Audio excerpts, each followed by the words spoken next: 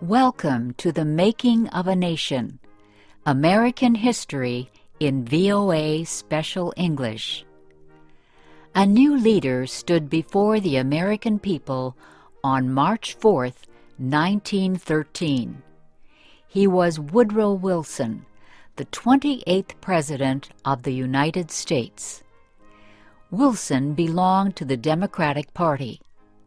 He was progressive in his belief that government should take an active part in efforts for social reforms. This week in our series, Kay Gallant and Harry Monroe begin the story of Wilson's presidency.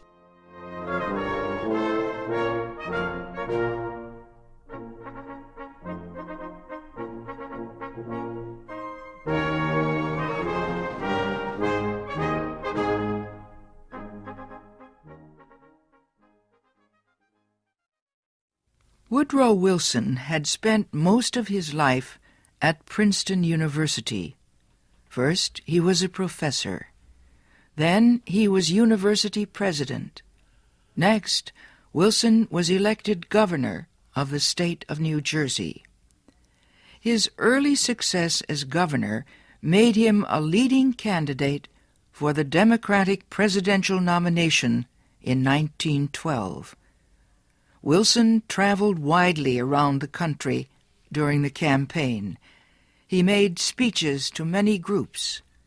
He tried to make himself and his ideas known to as many Americans as possible. Wilson called his program the New Freedom.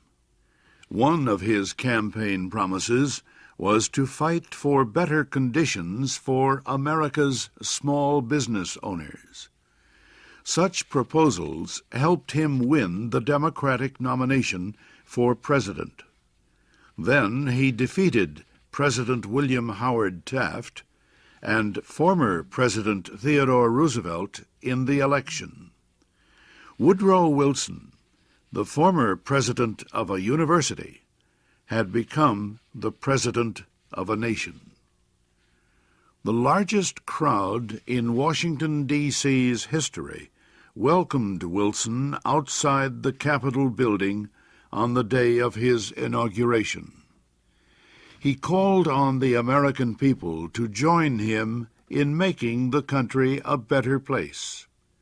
"Our duty," Wilson said, "is to correct the evil without hurting the good.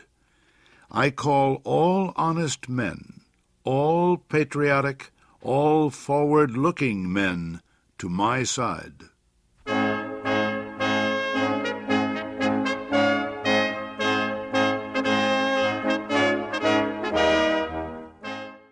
Wilson wasted no time. He immediately called a special session of Congress to act on Democratic campaign promises to reduce import taxes or tariffs. Wilson felt strongly about the need to reform these taxes. He broke tradition by leaving the White House to appear before Congress in person to appeal for his tariff proposals. Many members of Congress opposed Wilson's plans, but the new president used the results of a Senate investigation to win the fight. The investigation showed that a number of senators owned companies that depended on high tariffs for their profits. The votes of these senators were influenced by their property holdings. Public knowledge of the situation forced many of them to give up their holdings and stop resisting tariff reform. Congress finally approved Wilson's proposals. Lower tariffs reduced the amount of money taken in by the federal government. So the Senate also approved a tax on income or earnings. A constitutional amendment had been passed earlier to permit such a tax. President Wilson and the Democratic Party were pleased with the new tariff and income tax bills. But they were far from finished. Next, they turned their efforts to reform of the banking industry. For several years, many people had recognized the need for changes in the banking system.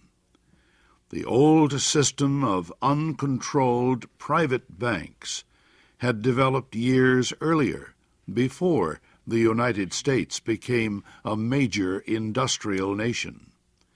Many people agreed that a more modern system was needed, but they could not agree on details.